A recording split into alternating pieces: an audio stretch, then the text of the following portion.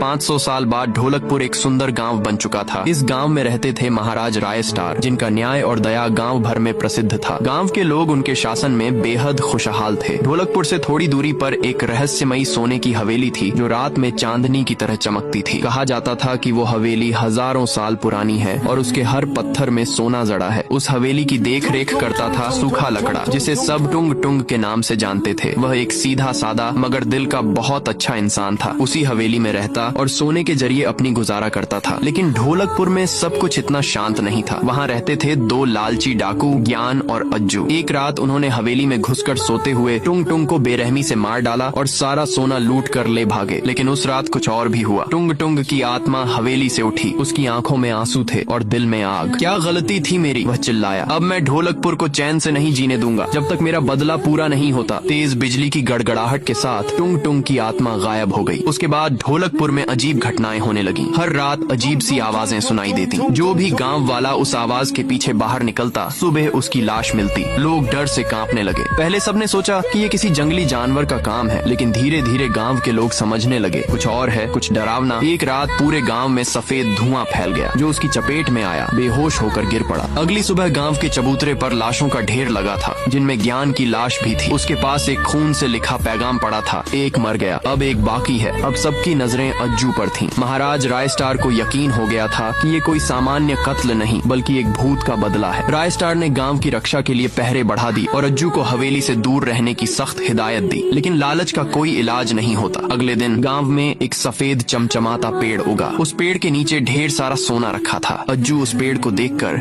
लोभ में अंधा हो गया। उसने सोने को छूने की कोशिश की, लेकिन जैसे ही वह पास गया, पेड़ की जड़ें उसे पकड़कर अपनी आग में समा गईं। वो जलकर राख हो गया। पेड़ ने अपना असली रूप दिखाया। वो कोई पेड़ नहीं था, बल्कि टुंग टुंग साहोर था। उसने गूंजती आवाज में कहा, मेरा बदला पूरा हुआ, अब ढोलकपुर में फिर से शांति होगी। उसके बाद हवेली की जगह एक सुंदर बगीचा बन गया और गांव के लोग फिर से हंसी खुशी जीवन बिताने लगे। ढोलकपुर फिर से शांत हो गया।